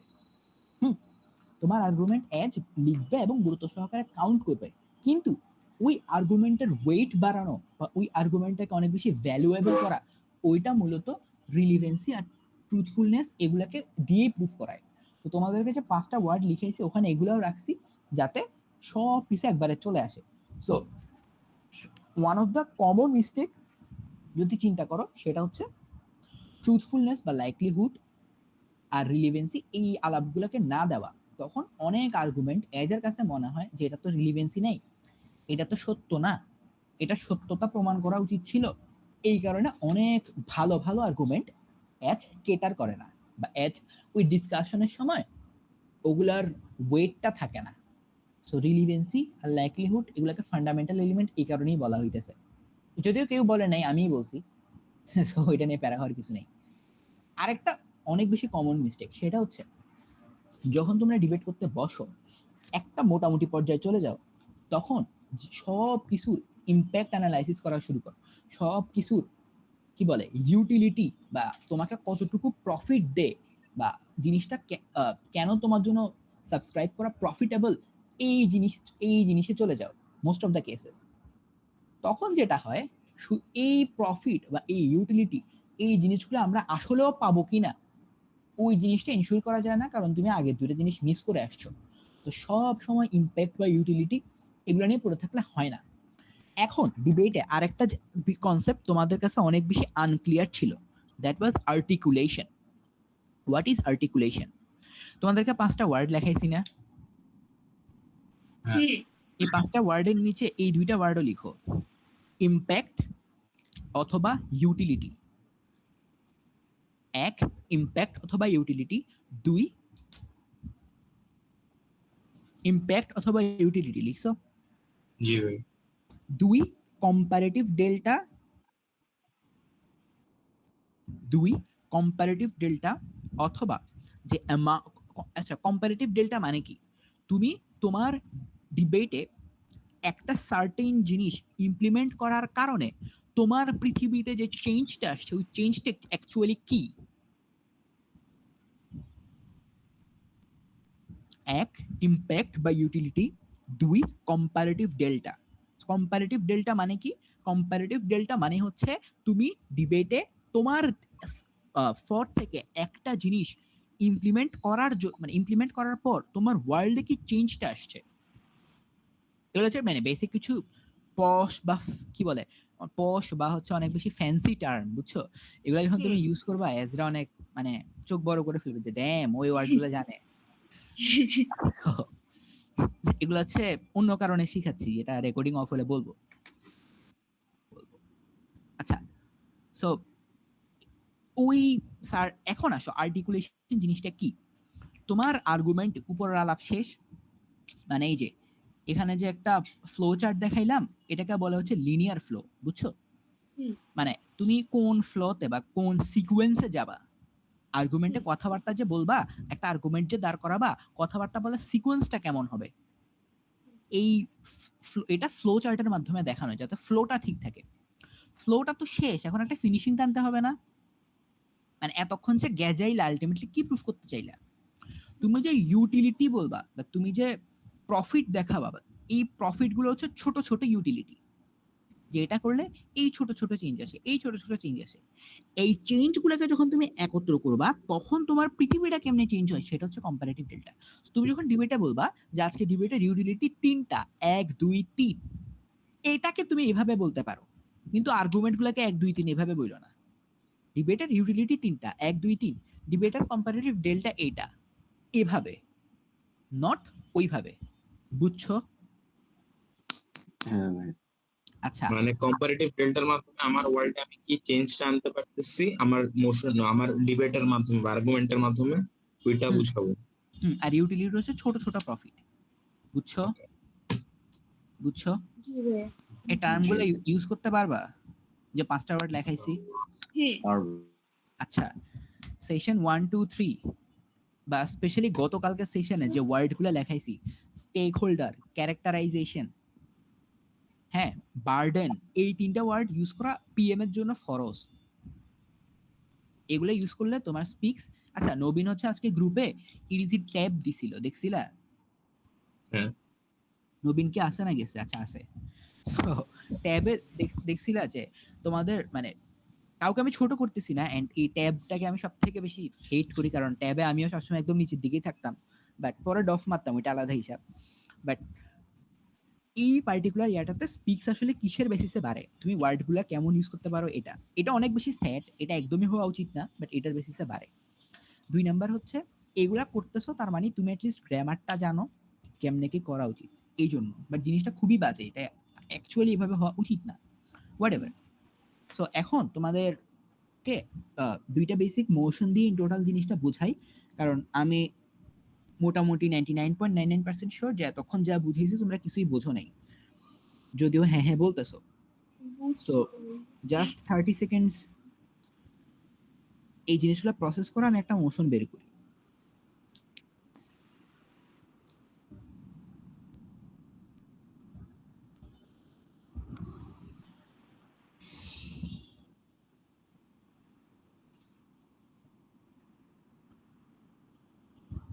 ওয়াও, তো স্যাড স্যাড মোশন। হুম?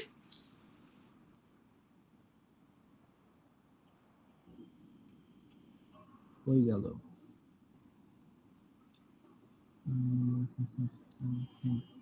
আচ্ছা ভালো কথা,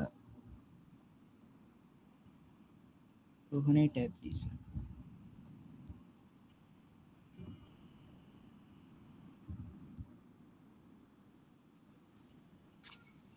আচ্ছা ফাইন, ইডিসি তো তোমরা ইডিসি তো হচ্ছে লাইক নবীন আর রুশাফা করছো, রাইট?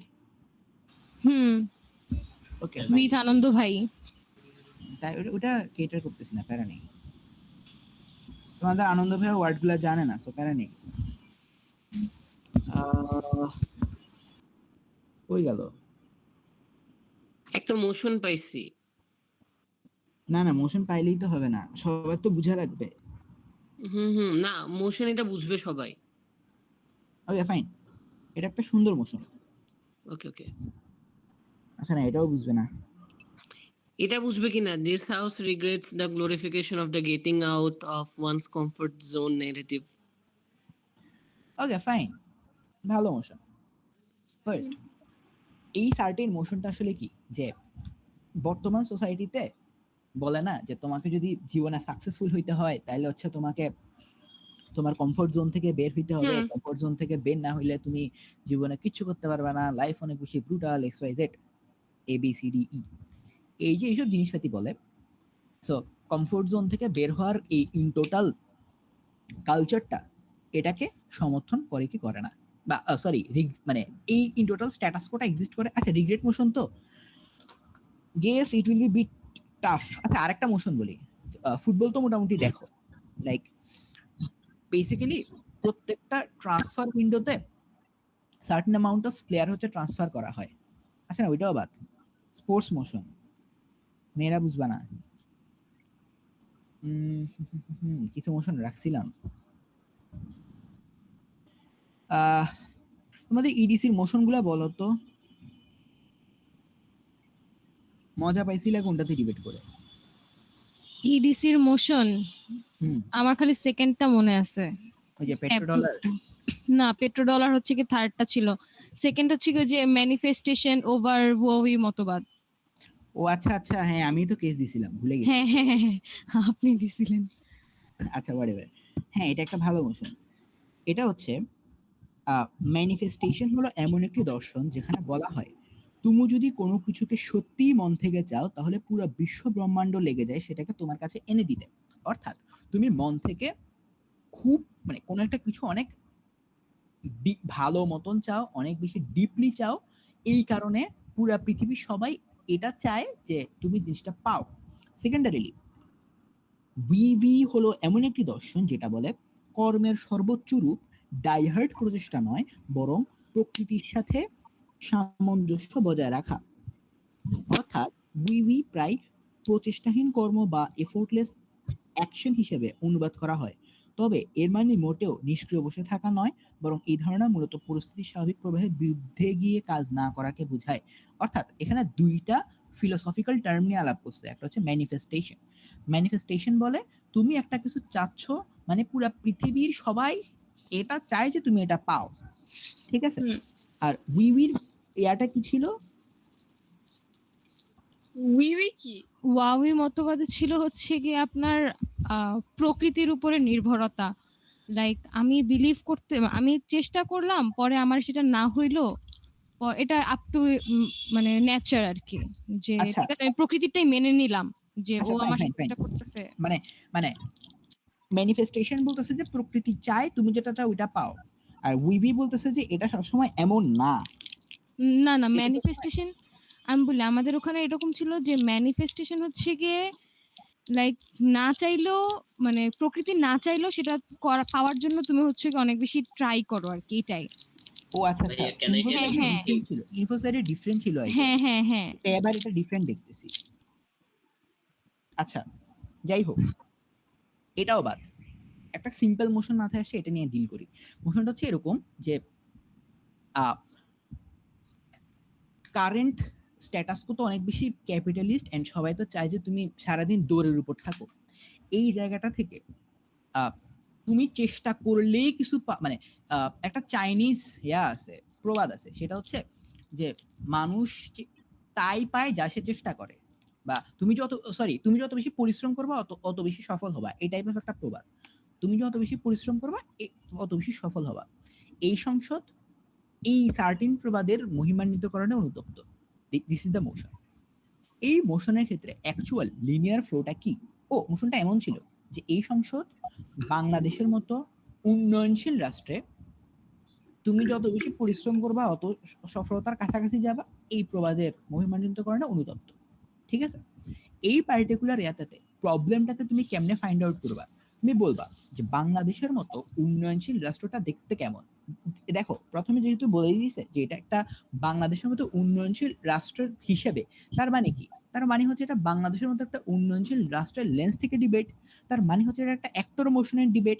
তার মানে সবার আগে তোমাকে বাংলাদেশে থাকা তরুণ, মানে এই সংসদের একজন বাংলাদেশি তরুণ হিসেবে দক্ষিণ কোরিয়া বা জাপানে প্রচলিত তুমি যত বেশি পরিশ্রম করবে অত বেশি সফল হবা, এইটার মহিমান্বিতকরণে অনুতপ্ত। তাহলে বাংলাদেশে একটা তরুণের বেসিক অবস্ট্রাকলস গুলা কি, বেসিক প্রবলেমস গুলা কি, এটাকে তোমার আগে ফাইন্ড আউট করতে হবে। যে এখানে জব ক্রাইসিস অনেক বেশি, এখানে চাইলেই ব্যবসা করা যায় না, মানুষজন অনেক বেশি ফ্রড, বিউরোক্রিটিক্যাল প্যারা এক্সিস্ট করে, রাইট? তার মানে আমার প্রবলেমটা হচ্ছে বাংলাদেশের প্রবলেম হাজার হাজার, যে এখানে জব ক্রাইসিস আছে, স্টার্টআপ কালচারটা অনেক বেশি বাজে। এই জায়গাটা থেকে লেটস আমি হচ্ছে অপোজিশন, ঠিক আছে, লেটস আমি হচ্ছে অপোজিশন, সো আমি বলবো যে এই কালচারটা অনেক বেশি বাজে। গভর্নমেন্ট ধরো, এই জায়গাটা থেকে যখন আমার এই জিনিসটা ওভার গ্লোরিফিকে, তাইলে আমি সবার আগে কি করলাম? প্রবলেমটাকে ফাইন্ড আউট করলাম। প্রবলেম ফাইন্ড আউট করার পর আমাকে যেটা করতে হবে, এটার সাথে মোশনটা কেমনে রিলেটেড এটা বুঝাইতে হবে। এখানে আমি বলবো যেহেতু এই মোশনের এটা একটা অ্যাক্টর মোশন, তার মানে হচ্ছে এখানের মেইন গোলই বাংলাদেশের তরুণদের স্যাটিসফ্যাকশন। গেল 3, বাংলাদেশের তরুণদের প্রবলেমটা কি? যদি আমি বলি যে আমি মহিমান্বিতকরণে অনুতপ্ত, তাহলে বলবো একটা মিডল ক্লাস ফ্যামিলির ছেলে, ও যেহেতু নিম্ন মধ্যবিত্ত পরিবারের সন্তান, তাই ওর সাথে ফ্যামিলির অ্যাটাচমেন্টটা অনেক বেশি ডিপ থাকে। ও by hook or by crook ওর রক্ত বেঁচে হইলেও চায় যে ওর মা বাবা ওর সোশ্যাল স্ট্যাটাস নিয়ে প্রাউড ফিল করুক। অ্যান্ড প্রত্যেকটা মানুষের সোশ্যাল স্ট্যাটাস স্যাডলি ডিপেন্ড করে ওর মান্থলি ইনকামের উপর। নো ম্যাটার হোয়াট ও কতটা সৎ, নো ম্যাটার হোয়াট ও মানুষ হিসেবে কতটা ভালো। তার মানে হচ্ছে বাংলাদেশের মতো একটা থার্ড ওয়ার্ল্ড কান্ট্রিতে ওই তরুণটা সব সময় ওর সামর্থ্যের সর্বোচ্চ চেষ্টাটুকুই করে। সমস্যাটা হচ্ছে সামর্থ্যের সর্বোচ্চ চেষ্টাটুকু করার পরও মোস্ট অফ দেম সফল হইতে পারে না। এই জায়গাটাতে একটা সার্টেন ন্যারেটিভ কিভাবে কাজ করে? একটা সার্টেন ন্যারেটিভ, একটা মানুষের যখন সব ধরনের বিবেক বুদ্ধি বা রেশনাল সেন্স কাজ করা বন্ধ হয়ে যায়, একটা মানুষ যখন জীবনের খুব বাজে একটা সিচুয়েশনে চলে যায়, যখন ও সর্বোচ্চ চেষ্টা করার পরও কিছু পায় না, ওই মুহূর্তে ও নিজেকে নিয়ে, নিজের পটেনশিয়াল নিয়ে, নিজের ক্রেডিবিলিটি নিয়ে অনেক বেশি সেলফ ডাউটের মধ্যে থাকে। ও যখন নিজের পটেনশিয়াল নিয়ে অনেক বেশি সেলফ ডাউটের মধ্যে থাকে, ওই মুহূর্তে ওর এই ফেইলিওরটাকে মেনে নিতে পারে না। ও যেহেতু ওর ফেইলিওরটাকে মেনে নিতে পারে না, তাই ও নিজের উপর অনেক বেশি মিসট্রাস্ট করা শুরু করে, নিজের পটেনশিয়ালকে কোয়েশ্চেন করা শুরু করে। অ্যাজ ও নিজের পটেনশিয়ালকে কোয়েশ্চেন করা শুরু করে, ওই মুহূর্তে মেন্টালি অনেক বেশি স্ট্রেসড হয়ে যায়, মেন্টালি অনেক বেশি ডিপ্রেসড হয়ে যায়, ওই মুহূর্তে হয়ে যায়। This is the actual scenario কিভাবে এই জিনিসটা কাজ করে। এখন কোয়েশ্চেন হচ্ছে একটা সার্টেন ওয়ার্ল্ডে একটা সার্টেন ন্যারেটিভ, একটা সার্টেন প্রবাদ এটা কিভাবে কাজ করে। একটা সার্টেন ন্যারেটিভ বা একটা সার্টেন প্রবাদ ওই মানুষটাকে ওর সাবকনশিয়াস মাইন্ডে যে কোনো ডিসিশন নেওয়ার ক্যাপাবিলিটি বিল্ড করে। তার মানে হচ্ছে ওর যখন ব্রেন পুরো ব্ল্যাঙ্ক হয়ে যায়, ও যখন রেশনালি কোনো কিছু চিন্তা করতে পারে না, ওর চিন্তা ক্ষমতা, স্মৃতি শক্তি মানে চারপাশ সব যখন ব্ল্যাঙ্ক হয়ে যায়, তখন একমাত্র যে জিনিসটা কাজ করে সেটা হচ্ছে ন্যারেটিভ। এই ন্যারেটিভটা কখন পারফেক্টলি কাজ করে, আপনার সোসাইটিতে এমন হাজারটা ন্যারেটিভ আছে যেটা সোসাইটিতে প্রচলিত, কিন্তু যেটার বহুল প্রচলন নাই। যেটার বহুল প্রচলন আছে ওইটা অনেক বেশি মানুষজন গ্রহণ করে, এবং ওইটা গ্রহণ করতে মানুষজন উৎসাহিত হয়, কারণ মানুষজন সমাজের অন্য 10 জনকে সেম ন্যারেটিভ পারসিউ করতে দেখতেছে। এই জায়গাটা থেকে যত বেশি পরিশ্রম করবে তত বেশি সফল হবে। এই ন্যারেটিভটা যখন অনেক বেশি ওভার গ্লোরিফিকেশন হবে, তখন মানুষটা চরম বিপদের সময় এটা মনে করবে যে ও হয়তো এখন 98 ইউনিট এফোর্ট দিছে আর 2 ইউনিট এফোর্ট দিলে ও সফল হবে।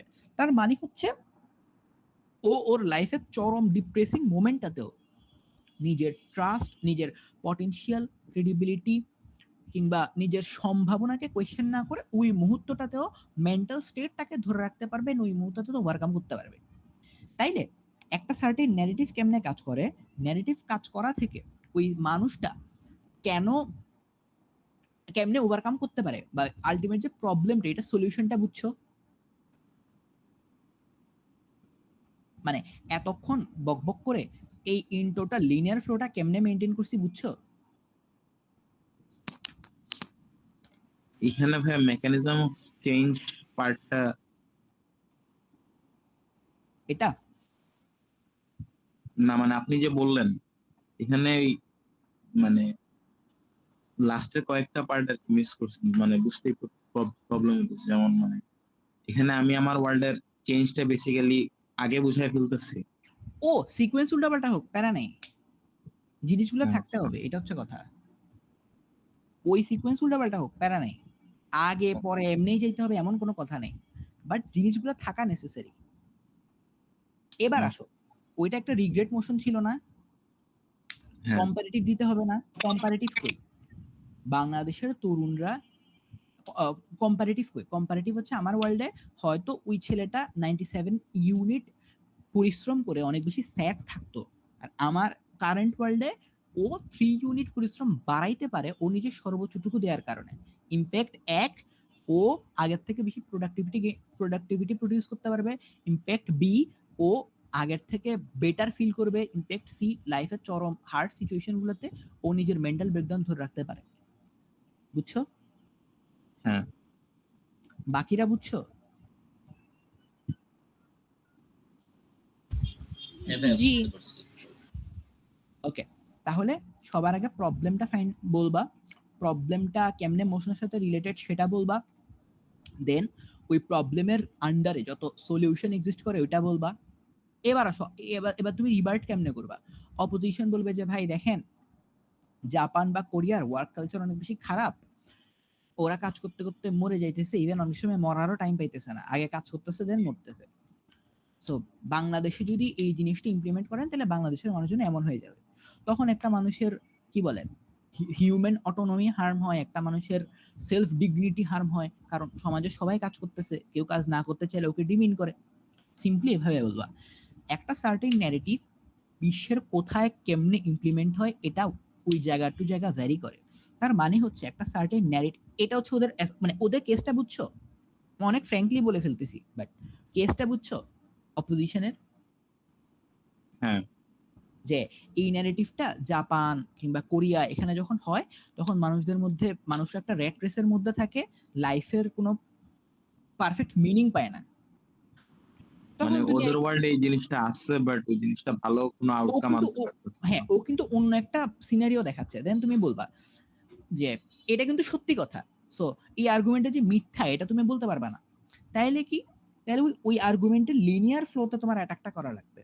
কেমনে? তুমি বলবা ভাই দেখেন, একটা সার্টেন কি বলে ন্যারেটিভ, এটা একটা দেশে কেমনে আসলে সেট হয় 3টা জিনিসের উপর বেস করে। এক, ওই দেশের ট্রেডিশন, ওই দেশের কালচার, ওই দেশের মানুষের মাইন্ডসেট। বাঙালি জাতিটা হিস্টোরিক্যালি অনেক বেশি অলস একটা জাতি। ওরা শুরুতে কাজকর্ম করতো না। ব্রিটিশদের কলোনাইজেশনের পর বা অত্যাচারের পর এই জাতিটার মধ্যে যদিও সাম্রাজ্যবাদী চিন্তা ধারা ইনপুট হয়েছে, বাট স্টিল আগের থেকে বেশি পরিশ্রমী হয়েছে। তার মানে হলো এই জাতিটাকে যদি আমরা পুশ না দেন এটা হবে না, 1 2। তাহলে বাংলাদেশ কি জাপান কোরিয়া ওরকম হয়ে যাবে কিনা? কখনোই না। কারণ বাংলাদেশের বরং হবে না, কারণ বাংলাদেশের ট্রেডিশনালি কালচারালি ওদের সাথে অ্যালাইন করে না। 2, বাংলাদেশের মানুষজনের আচ্ছা ট্রেডিশনালি বা কালচারালি অ্যাডাপ্ট করে না। তাহলে হবেটা কি? তাহলে বাংলাদেশের অলস জাতির মধ্যে এই জিনিসটা মডিফাইড ওয়েতে ইনজেক্টেড হবে। অর্থাৎ বাংলাদেশে তো একটা বড় সংখ্যক ইয়াং জেনারেশন, ওদেরকে আপনি সারাদিন আড্ডাবাজি করতে দেখতেন, চাঁদাবাজি করতে দেখতেন, গেম খেলতে দেখতেন। এই মানুষগুলা একটা বেটার পুশ ফিল করবে। সো ওদের ওয়ার্ল্ডে ওই জিনিসটার ইমপ্লিমেন্টেশনের ওয়েটাতে তুমি অ্যাটাক করবা। এখন আসো ভাইয়া, তুমি ওদের আর্গুমেন্ট, আচ্ছা এইটুকু পোর্শন বুঝছো?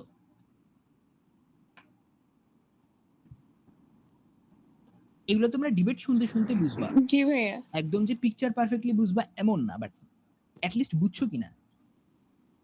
বুঝছি। বুঝছো? ইয়েস। ফাইন। এবার আসো, এখন আমরা আলাপ করব রিবার্টাল নিয়ে। হ্যাঁ, তুমি তো এতক্ষণ আর্গুমেন্ট বানাইলা, নিজের একটা ওয়াল মেক করলা, নিজের একটা ক্ল্যান মেক করলা, নিজের একটা রাজ্য মেক করলা। ওনার রাজ্যটা ভাঙবা কেমনে? সবার আগে যেহেতু তুমি রিবার্টাল দিবা, তো সবার আগে তোমার অপোজিশনের কথাবার্তা শুনতে হবে, তাই না?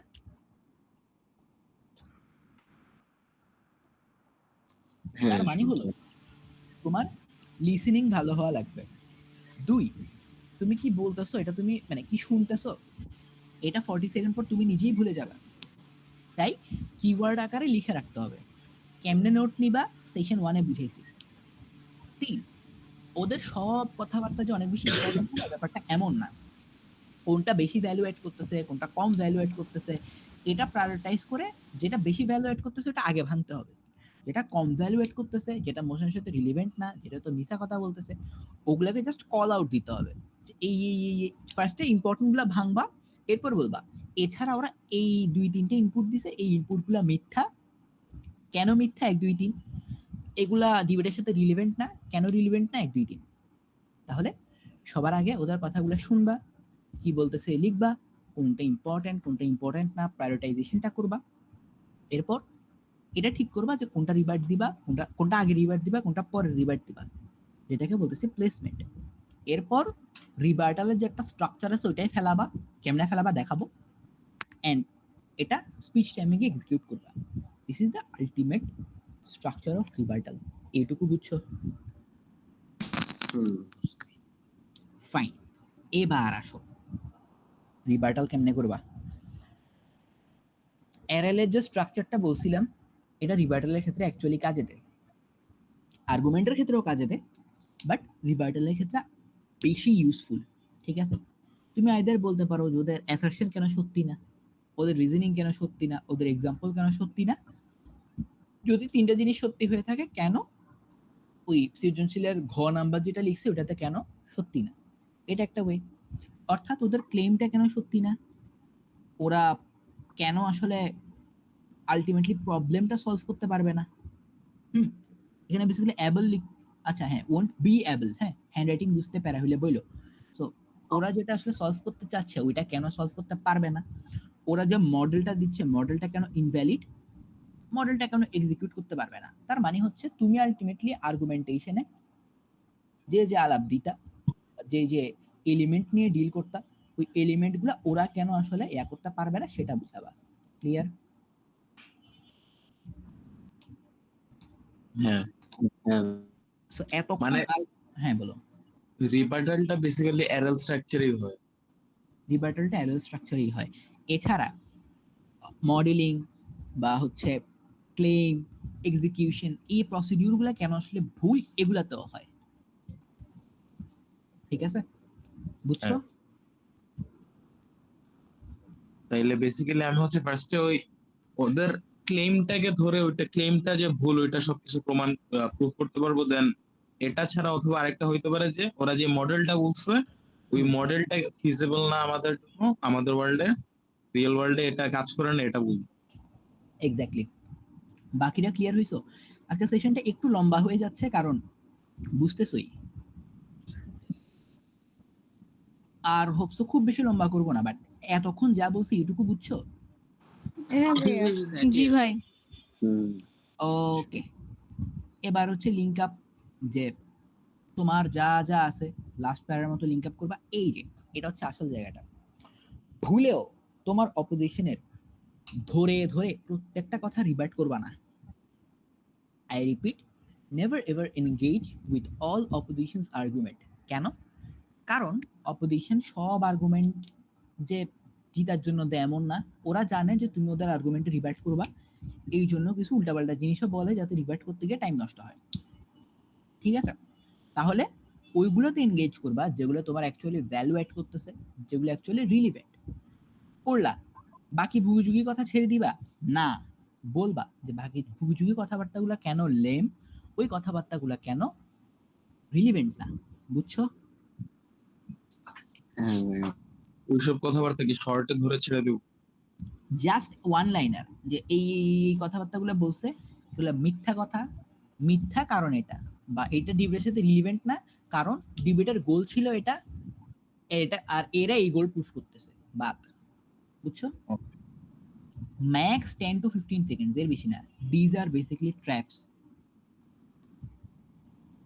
ওকে, সো এখানে আসলে এটাই বোঝানো হয়েছে যে ওরা আসলে কি বলছে, ওইটা ট্রু, ওইটা মানে ওইটা ট্রু বা ফলস ওইটা প্রুফ করবা, ইরিভেন্ট হতে ওইটা প্রুফ করবা।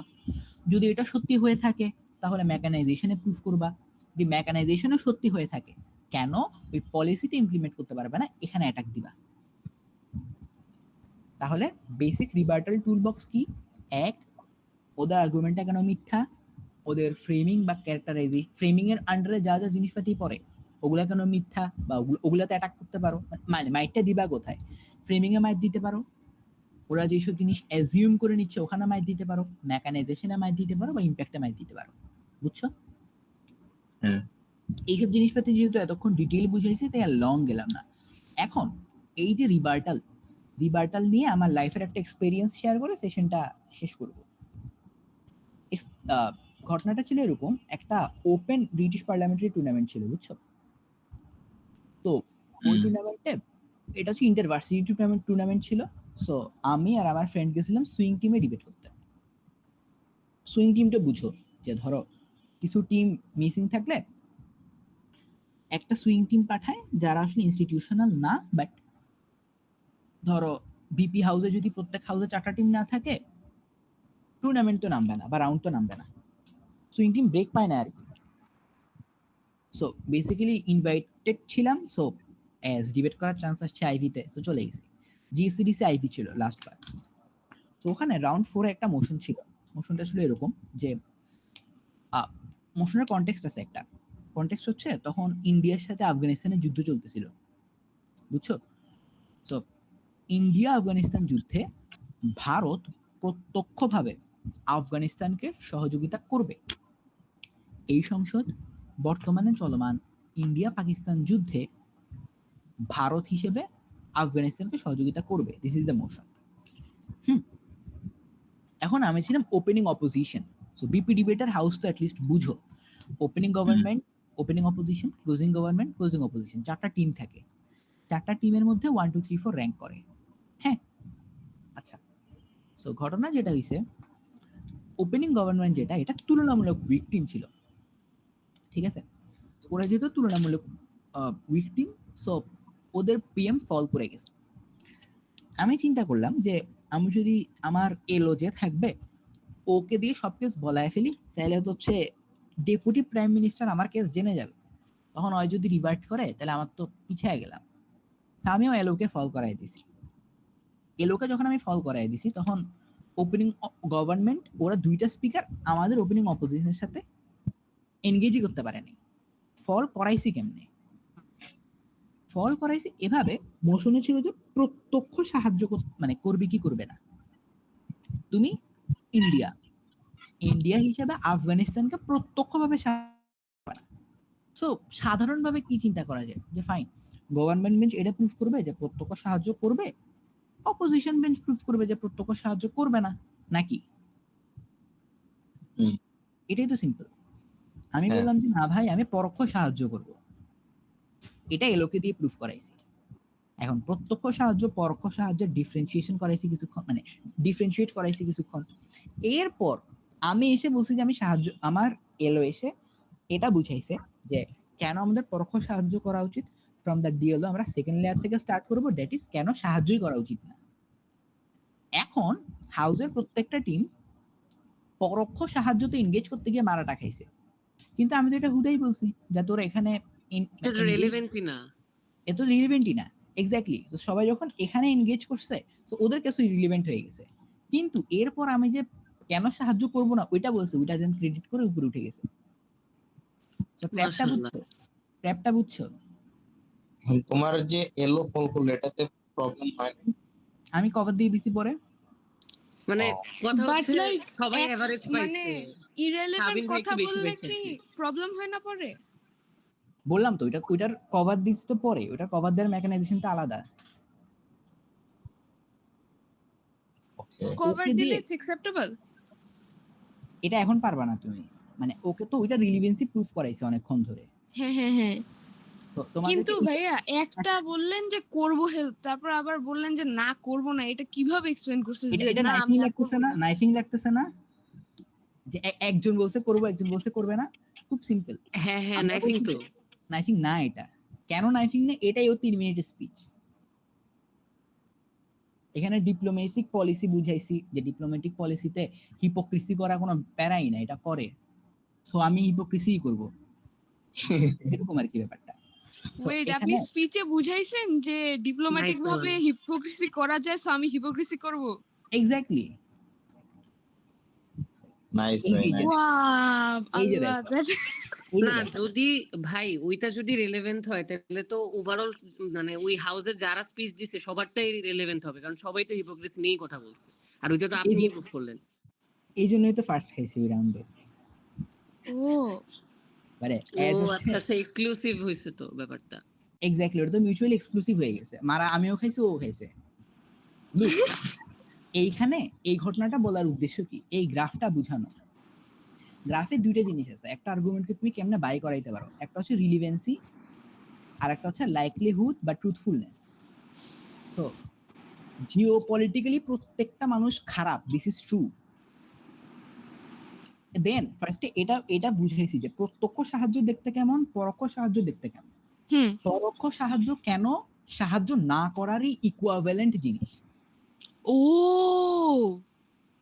ফার্স্ট, প্রত্যক্ষ সাহায্য কেন, প্রত্যক্ষ সাহায্য পরোক্ষ সাহায্য কেন সেম না। প্রত্যক্ষ সাহায্য কোন কোন ক্ষেত্রে করে, প্রত্যক্ষ সাহায্য হইতে পারে তুমি ট্রুপস পাঠায় দিছো, প্রত্যক্ষ সাহায্য হইতে পারে তুমি মিলিটারি পাঠায়, মানে কি বলে হুম হুম হুম ইন্টেলিজেন্স দিয়ে সাপোর্ট দিছো, প্রত্যক্ষ সাহায্য হইতে পারে তুমি ডিপ্লোম্যাটিক্যালি ওর জন্য ওয়ার্ল্ড ওয়াইড ফাইট করতেছো। হুম, পরোক্ষ সাহায্য হচ্ছে তুমি জাস্ট ওর জন্য বিবৃতি দিছো। পরোক্ষ সাহায্য হচ্ছে তুমি ভার্বাল। ওর জন্য গোপনে কাজ করতেছো যেটা কেউ জানে না। প্রত্যক্ষ সাহায্য হইতে পারে যে তুমি তোমার নিজের ডিপ্লোম্যাটিক গেইন গুলোকে উইন করার জন্য এটাকে ইউটিলাইজ করতেছো, বাট ওইটার ফ্রেমিংটা হচ্ছে এমন যে তুমি ওখানে নিউট্রাল আছো। লাইক ধরো ইরানের সাথে ইসরায়েলের মারামারি চলতেছে, হুম হুম হুম সো পাকিস্তান তো ওখানে শান্তি চুক্তি করাইতেছে, হুম, রাইট? সো দেখতে কেমন লাগতেছে বাইরের দিক থেকে যে পাকিস্তান খুবই নিউট্রাল রোল প্লে করতেছে, ওরা কত ভালো একটা যুদ্ধ থামায় দিতেছে। হুম, দিস ইজ পরোক্ষ সাহায্য। এরপর বুঝেছি যে পরোক্ষ সাহায্য আর মানে এটা তো আমার ফ্রেমিং, তুমি যেমনি ইচ্ছা ফ্রেম করতে পারো, জিনিসটা তো আসলে এমন না। সো এখান দিয়ে আমি যে প্রত্যক্ষ পরোক্ষর গ্যাঞ্জামটা করছি কেন করছি, এরপর কি আচ্ছা, হইছে পরোক্ষ সাহায্য একদম সাহায্য এগুলা না করার মতন সেম, এটা কিভাবে বুঝাইছেন? আমিও ভুলে গেছি কারণ পোডিয়ামে এসে কোর্স বানাইছি, সো হোয়াটএভার। সো এখানে আসলে গ্যাঞ্জামটা কি, প্রত্যক্ষ পরোক্ষ নিয়ে যখন গ্যাঞ্জাম লাগাইছি সবাই, আমি যে পরে স্পিচটা দিছি যে কেন সাহায্য করবো না, ওখানে টাচ করে নাই, সবাই টাচ করছে প্রত্যক্ষ ভার্সেস পরোক্ষতে, কিন্তু এটা ইররিলেভেন্ট একটা জিনিস। দ্যাটস ওয়াই অপোজিশন বেঞ্চ পুরোটা ওয়াশ আউট হয়ে গেছে। নিচে ছিল সিও, সো ওরা তো ওপেন গ্রাউন্ড পেয়ে গেছে। সো এটাই, সো এই কারণে সব কিছুটা টাচ করতে যাবা না। তুমি যদি তখন সিম্পলি এটা বুঝাইতা যে সাহায্য করাটাই কেন এক্সক্লুসিভলি খারাপ, তাহলেই আমি ওয়াশ আউট হয়ে যেতাম, কিন্তু ওরা ওইটা করেনি। হুম দ্যাটস ওয়াই সব জিনিসে এনগেজ করা যাবে না, তোমার বুঝা লাগবে কোনটা এনগেজ করবা কোনটাই করবা না। হুম হুম হুম বুঝছো? ওরা যদি এটা বলে দিত যে আপনার এলোর স্পিচটা ইরেলেভেন্ট, তাইলেও তো এটা বলার পরে আবার ওদের সাহায্য এগেনস্টে বলতো, তাইলে তো হয়ে যেত নাকি? তাইলেই হইতো, কিন্তু আল্লাহর অশেষ রহমত যে ওদের মাথায় ওটা ক্লিক করে নাই। এটাই। তো সেশন অফিসিয়ালি এখানেই শেষ। কারো কোনো কোয়েশ্চেন থাকলে বলতে পারো।